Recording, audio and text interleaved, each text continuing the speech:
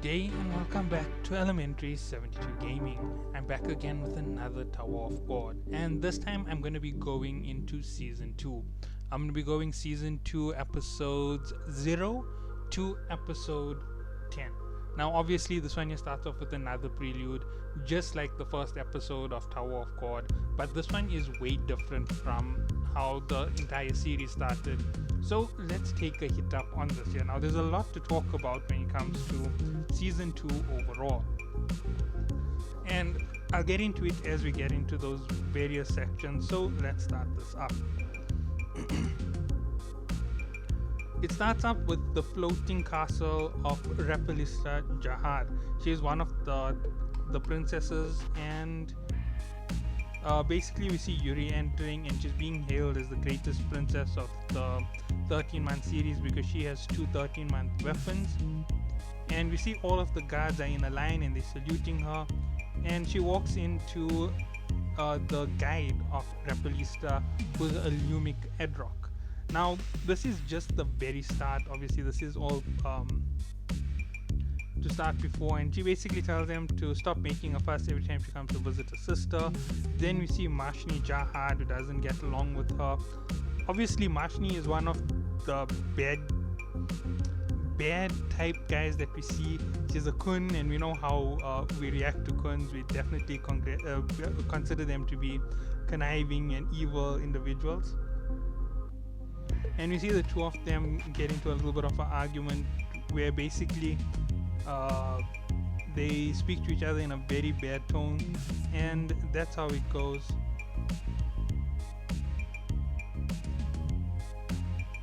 And then we finally get Yuri speaking to Repelista in Repelista's room, and when she enters you see that Repelista is like a small little girl playing games all day. And one of the things that you should know is Repelista holds one of the operas in the tower. Now an opera is a special type of lighthouse. That's all the things that make it really dangerous to use, and I suspect this is inside her lighthouse. I don't think she ever leaves her lighthouse.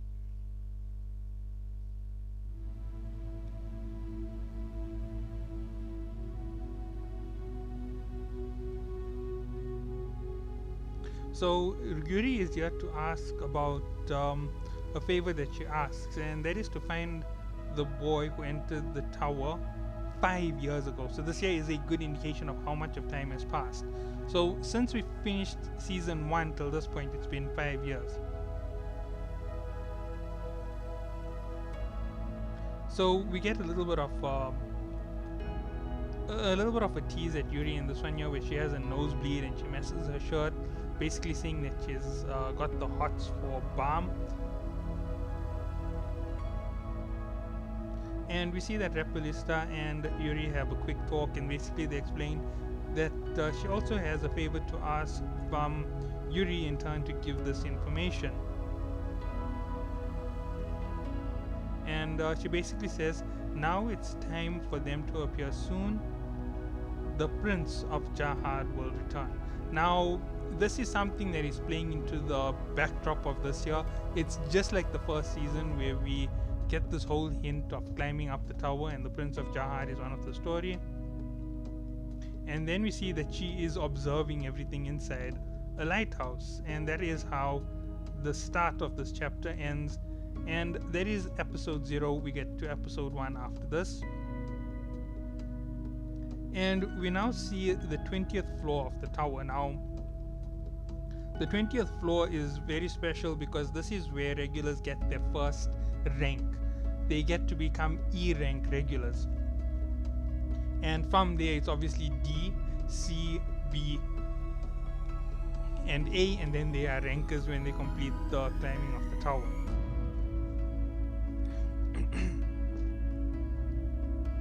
Sorry about that, I'm a little bit caught up in my throat while I'm trying to say these. So on the 20th floor there's a lot of regulars who drop out of the test because this is a lot more difficult than most tests on the other floors. Along with that, there's a big system that has been set up on this floor to try and help those who are here to get into a life, or to try and pass the test by taking it over and over again. And you can do either of the two. It's just the way that it works. And we find Wagner for the first time on this floor because he uses the Lurker cash loan service to actually fund himself into taking the test each time. And he's going into the test, and as we know, Wagner is one of the princes of Jahad, and he has two horns growing out the back of his head. And you see him say he was born to be king of the tower. And in his test, we see that Yuan actually ends up burning him and roasting him to a pulp. So I'm going to check something. I think I might have missed Yuan. Yeah, I did miss Yuan. So yeah, so that's how he fails the 20th floor test. And he ends up back in his room nursing all of the wounds that he received from that paper. And he says that one day when he becomes king, he'll turn that flamethrower into the cook for himself, because she's such a dangerous individual. So then finally we get Lurker, who enters into the room and is there to collect on his loan, which Wagner owes because he failed the test, not the paper, sorry. And we see that Lurker comes in and he says, "Customer, it's time for you to pay. You shouldn't have tried to run," and all that. Basically, he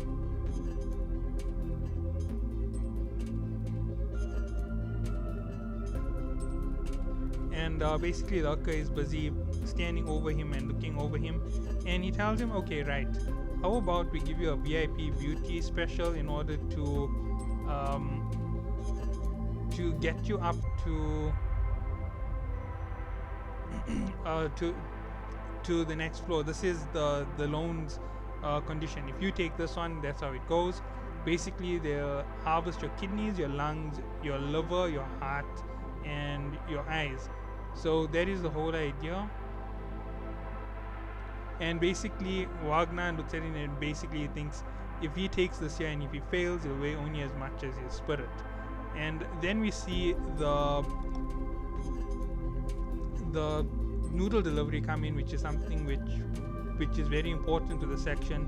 And Naya arrives with the noodles for Wagner, and we see Lurker pay for the noodles, and he ends up eating, and he gets the chills, and he gets a coupon for a free bowl the next time. And basically they have a little conversation, and he says and basically they talk about the fact that they don't have the powers of the 10 great families, and they don't have this great support to just take the test as many times as they should. So they have to work for what they can and try as hard as they can to climb up the tower.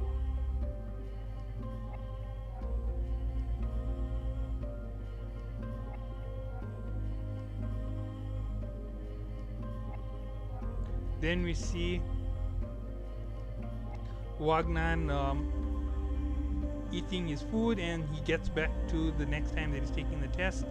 And we see that there's a 30-minute wait till each person enters the room, and only one person enters at a time. And that they have to eliminate regulars in that room. At the end, all who are left will go on to the next round.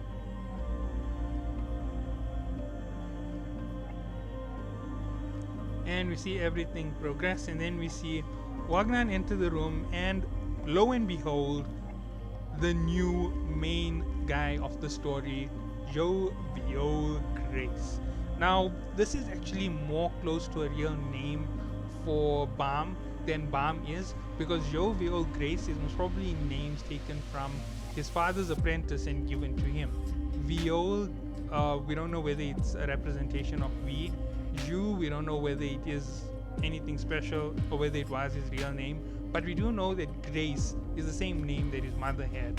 So Jovial Grace could be his actual name that was given to him when he was a child, when he was born in the tower. So yeah, we end off this episode 1, and we head into episode 2 following that. Now obviously things are going to start heating up by quite a bit. At this point, Wagner looks at him and he's thinking to himself, he's going to be a skeleton if he fails. And basically he says, why don't we partner up and we'll eliminate the next person to enter into the field together. At which point Jovial Grace sits down, and they just basically talk, and he's trying to get some information out of him. 3 minutes later, the next person enters, and it's Horyang. Now Horyang is also called the teddy bear. I actually do have him here. So yeah, this is actually the exact image from this entrance. He enters and basically Wagner gives him the same suggestion that he gave Jovial Grace.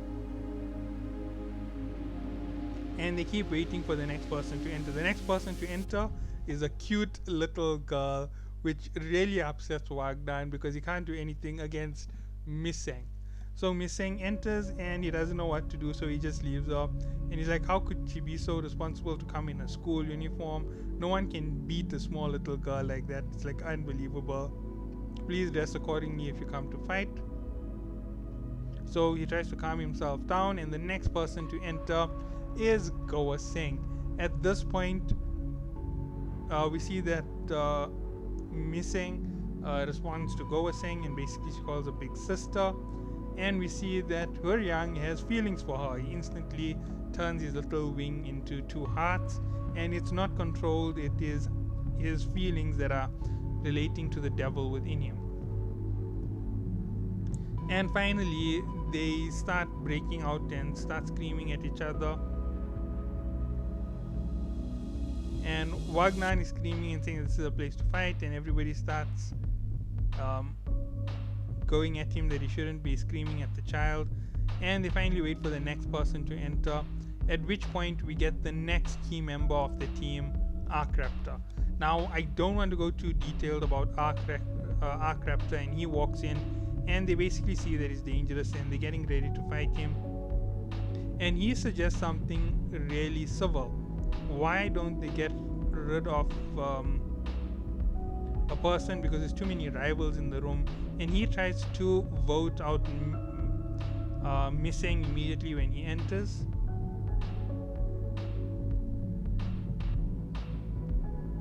So basically they all start amping up and says that they will fight.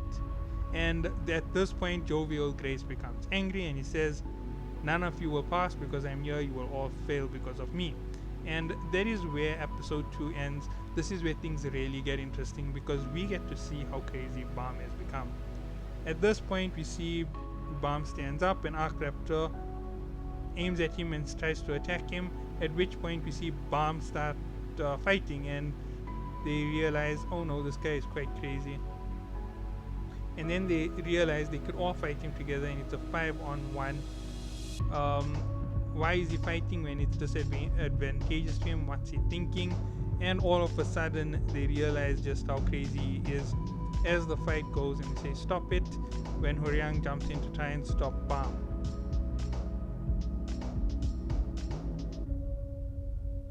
And they start attacking at each other. Arkraptor tries to take out Horyang and he says it's an accident, but obviously he was aiming for him from the start.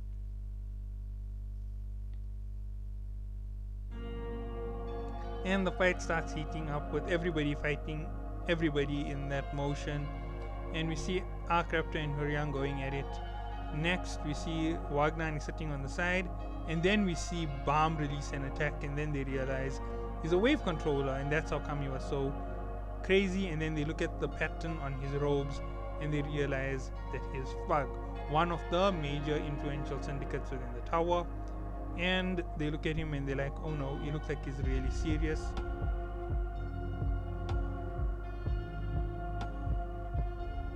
The next person who enters is instantly attacked by Bam with the instant Shinsu Blast and gets knocked out, and that ends episode 3. Now they have a very limited amount of time till this round ends. I believe it's 3 minutes, and we then get everybody getting ready to fight Bam, and they all start going at him together.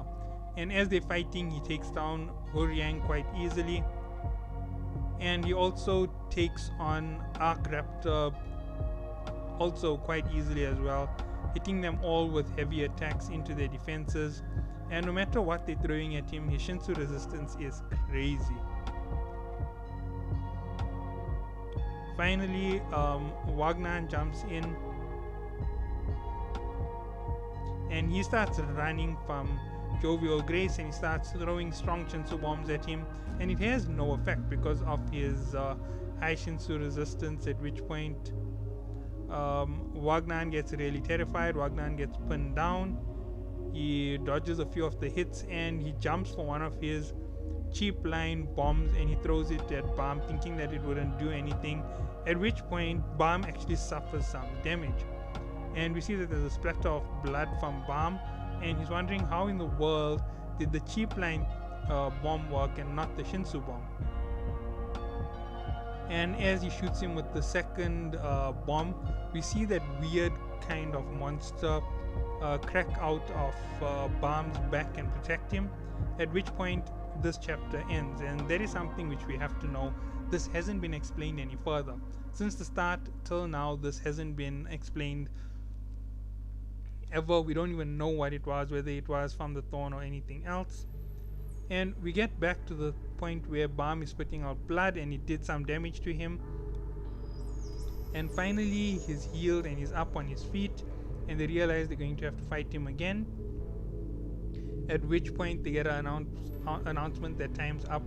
The first test is over. Survivors enter the elevator and they head up. When Bomb enters, nobody else follows him because they're scared of him, and he moves up on his own. Thereafter, everybody else follows.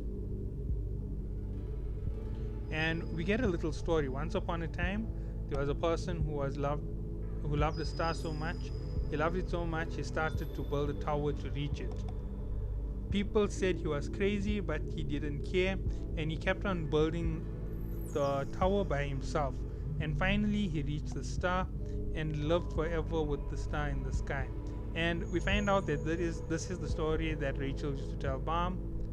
And Bomb explained that wouldn't being all alone up there be scary and lonely. And then we get back to the test where there's various elevators, and the team from that first room are all sitting in there.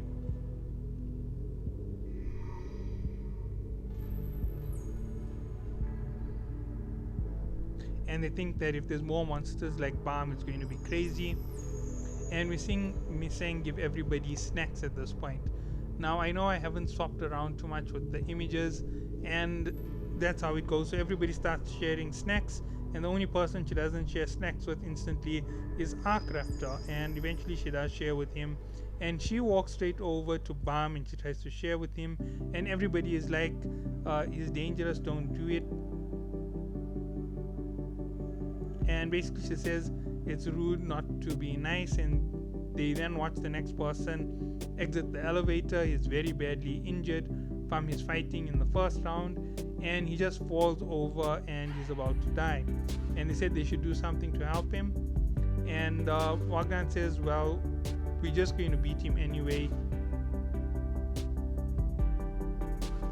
And eventually he just vaporizes away into Shinsu.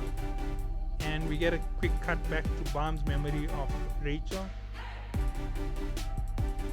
And basically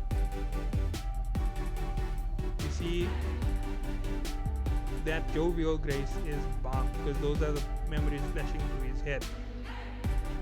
And after that day we get the next elevator opening with Naya in it, and we see Wagner look at her and he's like, you took the test, did you quit your job? And she basically explains her test was quite peaceful, everybody didn't fight, and everybody starts explaining and giving out their basic comments. After that day we get Prince and the flamethrower exiting the next elevator, and Prince has his hands all over her basically, and we see that Wagner expresses the flamethrower as he's worried because she burnt him in the previous exam. So that is the end of episode 5, and we're on to episode 6. So they all line up, and basically she's saying, basically they're all just looking at each other, and he's like, the girls from the Yuan family, and that you know, a member of the great families being here isn't good for everybody. And then he sees Lurker is there, and he realizes that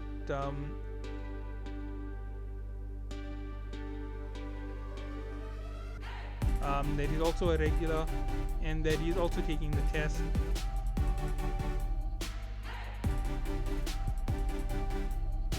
And he explains that Prince is actually their boss's son. So that's why Lurker is here, because he basically bribed to get them all to take the test. And we see that his team is extremely expensive. The man who beat Huts as part of the team from the first season, that's Huts Anak Shibisu, is the Devil's right arm. And we see that it's this guy who's pretending to be the Devil's right arm. You'll find out more about it later. And then they see there's Yuan, who's part of that there, and basically everybody sees it and they keep looking at it, and basically they're explaining that they have the strongest team and they're going to pass no matter what. Nobody else can do anything to beat them. And then they get the next test when Mule Love shows up, and he initiates this test. This test is quite a simple test, and it's just going to show who the strongest regular is. It's just a punching machine where they rate their power as a regular. So you reinforce your body and you hit the striking pair and it sees what your power is. And then they start getting ranked, and that's how they're going to choose the winner of this competition. We then see each person step up and they take it. We see Arc Raptor sitting on the top of that list, and Wagner is number 10. And basically he's out of this already. And we see that he's saying it's over, everything is now over. And we see everybody else step up and take it, and each one goes up, and then they make this crazy bet with Yuan that whoever can get the highest score can win. If she does it, she won't owe anything else, but if she loses, she'll still be subject to him.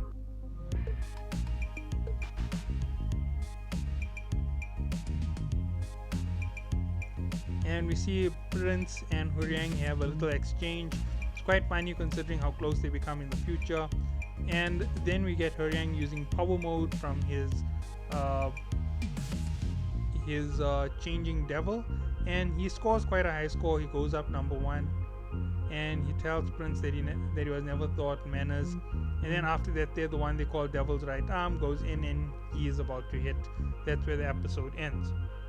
Now this here does get very interesting because things go crazy. We see the Devil's Right Arm move forward, he clicks his hand and he hits, and his score is almost 12,000, doubling Huriang's. And basically we see everybody trying to flaunt their power. After that, we see Yuan go up, and she reaches the front and she makes a slip and she hits, and her score is still crazy when it reaches over 22,000. And there she says basically she's being provided a free test, and he says wait, he's next, and that's what Prince says, and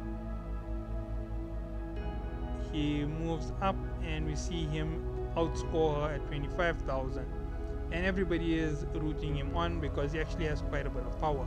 This is something really funny about Prince. Prince had quite a bit of power, but he kept being pushed along by his father, and that's how he was moving up the tower. He had power but no true talent. And Yuan basically asked to get one more chance, and then Arc Raptor starts laughing. And he says, look at that guy, he's the strongest regular here. And he walks up to the formation and he used the floral butterfly piercing technique, and he scores about 5 times more than the strongest regular from their team at 134,000. And that is so crazy to them because he is 5 times stronger than anybody on that floor. He's equal to 5 regulars basically at the strongest level, and they look at the symbol on him and they realize he's a Fug. That's where it ends on episode 7. So let's move on to episode 8, because this is where things start getting a little bit more crazy. And basically Mule says all regulars step forward, and we see Wagdan, Missing and Naya at the bottom, 14, 15, 16, right near the end of everything. And then we see Wagnan basically start to crying. Basically is going to start crying, and everybody's crying together. That's Missing, Wagnan and Naya. And then we see that Bam is selected as the winner, and he gets to choose 7 teammates to take the test with him. So all the regulars are still in the running, and it's not the top 8 to pass. So all of a sudden Wagner has a revitalized sense of hope, and we see Mule Love say, "Shut up! He's the administrator. He can do what he wants over here." So basically, Bam has to choose 7 regulars. Out of all of these strong choices, he wouldn't pick Wagner. That's the thought that's going through Wagner's head. And we see that Viol says nothing. And we see Wagner start screaming, introducing himself with his regular number.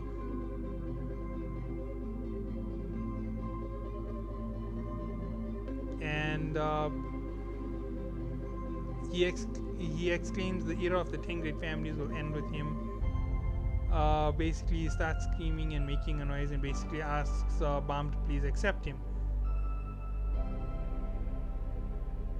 And next, everybody else starts trying to make a play at it. We see Arkraptor go for it, expressing that he has a daughter up on the tower somewhere. And after that, we see even Horyang tries it, and we see Yuan says he should take her because she's the strongest regular after him.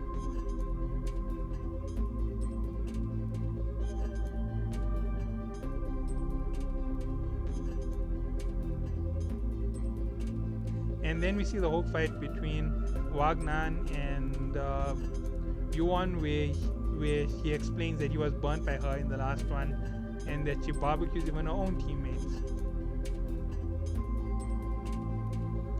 So anyway, things get out of hand, and basically he asks what else can she offer besides killing her own teammates, in a little bit of hilarious. And she expressed that she's a girl basically, and that's why she should go. I'm not going to repeat her exact statement. And she says she has okay, never mind. It goes crazy with the humor. There's no need to actually repeat it. And basically Wagner says he'll show what's big, and everybody's like, don't, otherwise we'll attack you. So finally all these regulars are begging Bam, and he says he won't choose any teammates. He himself will be enough, and he says let him go alone. And the administrator says the exam is for teams only. You must choose 7 others. There is nobody here who can be my teammates. I don't want to choose unqualified teammates.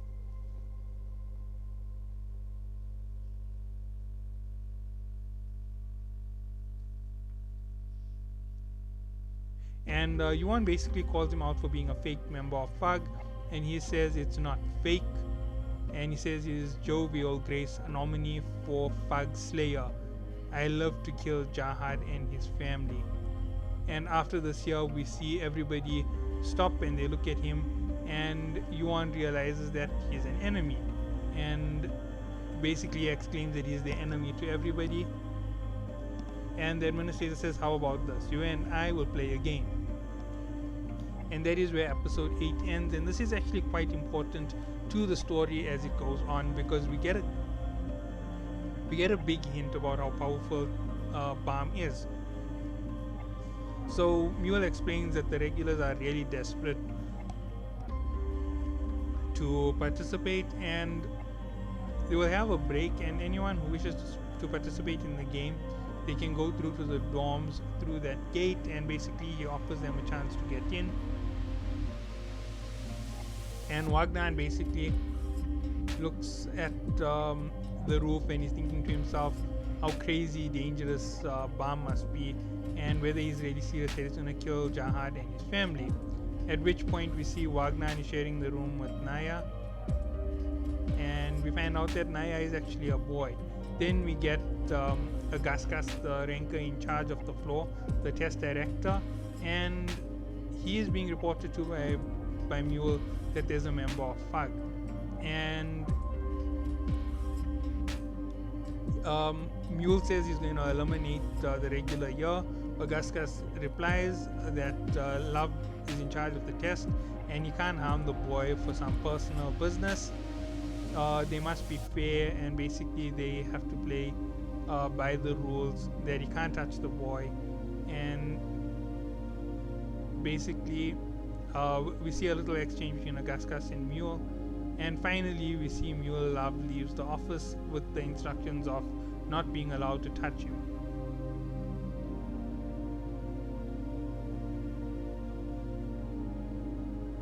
Then we see Yuan is in a room and she's busy sitting there and she's thinking about what happened when she saw Jovial Grace. And she's thinking if she plays with him, participates with him, she'll get kicked off the team. But she can't give up on the test. If she keeps failing, she's going to disgrace the family. Should she join him first and kill him later when the chance operates and the family will really root for her? Then she finds out that her roommate is Jovial Grace. And she tries to figure out why is he using the room. So she figures that she should try to be friendly. And she says she's going to take a bath, and whether Jovial Grace wants to join her. Now, she believes Jovial Grace is a girl. And she explains that her name is Iwa. And they keep walking and they keep talking. And finally, they reach the bathing room where Jovial Grace walks into the men's side. And she realizes that he's a man. And she walks into the ladies' side on her own. We get the whole interaction between Arkraptor and Huryang while they talk about everything. And we see that they're getting a massage as regulars. And they ask each other about the fact, about everything that's going on with their feelings. So Arkraptor asks Huryang if he really likes glasses, and Huryang asks if he really has a daughter up the tower. And after they're done with the massage, they're given this whole message to come again, at which point everybody jumps into one hot tub where they sit in. And basically we see Wagner instigating Arkraptor. Everybody is in the pool and they're sitting together.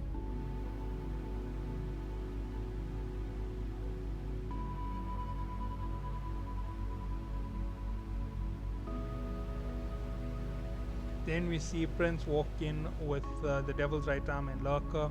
They see the tub and it's filled with everyone else. And basically Prince says the water over there is dirty and that there's another place. And basically Wagner says he wouldn't recommend going to the other one, that he should look really carefully. And the reason why is Jovial Grace is in there.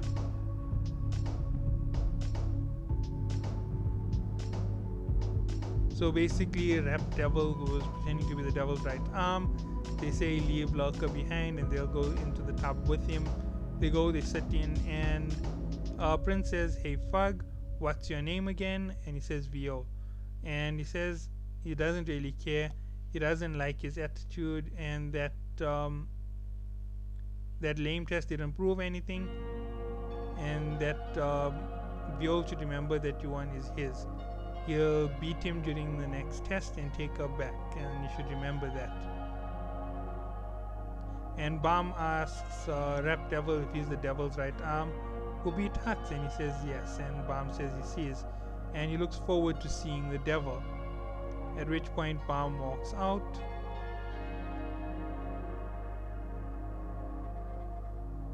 And Bam starts walking out of the room, and then we get back to Nia and Wagner as they're busy changing up, and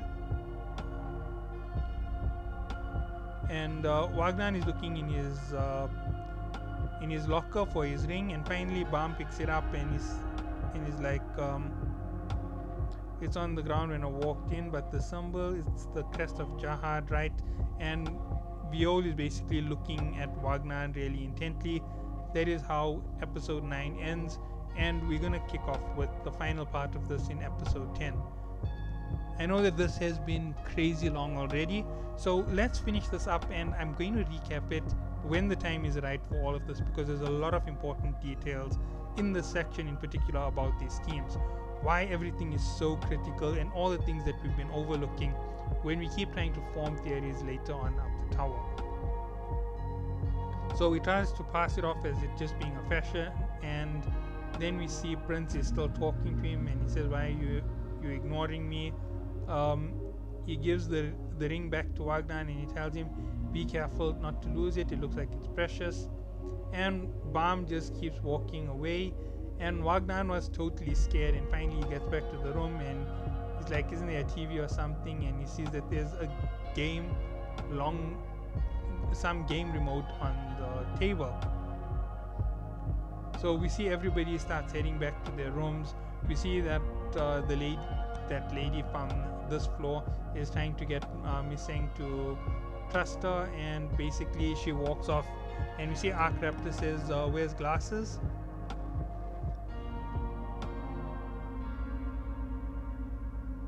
And we see the whole exchange that happens and the way Arkraptor looks at her, and he scares off the lady who was trying to take advantage of Missing. And finally everybody gets together and they're like, do you want to play a game? We see that Bam walks all the way into his room, and Prince is busy screaming outside, and we see Yuan walks right through, and Prince is freaking out because she's sharing a room with Vio.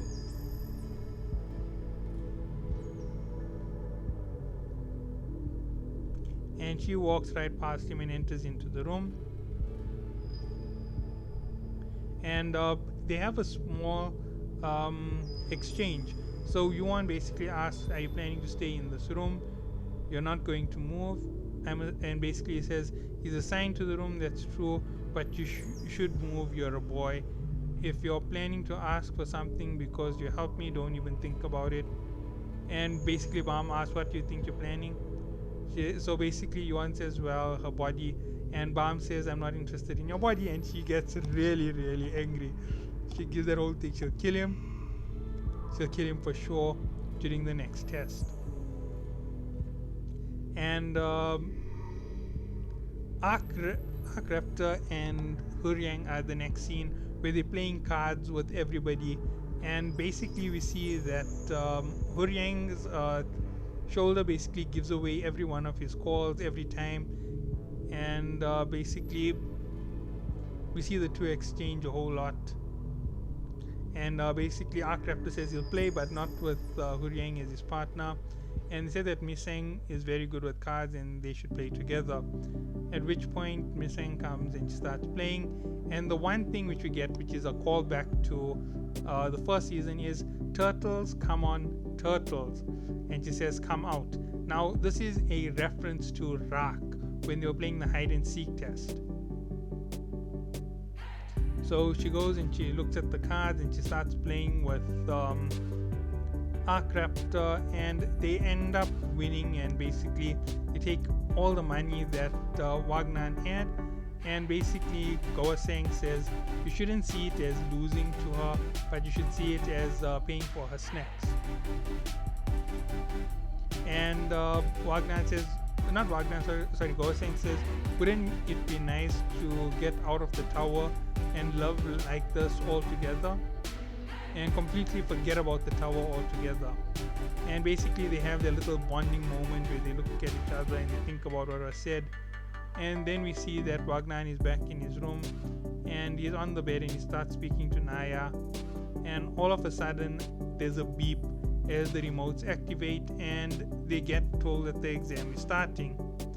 And this exam is called the room that can be trusted, and basically they said from now on you can't trust enemy, you're all teammates and enemies at the same time. All you can trust is your own room. And Mule actually calls out Vio, so he says let's fight, and that is how this part ends. So that was chapter 10's ending. I know this has been a very long video, but this is the start of season 2. Season 2 is an incredible season. There's a lot more to go through, and I hope that I can get through all of it. So catch you all in the next one, and have a good day.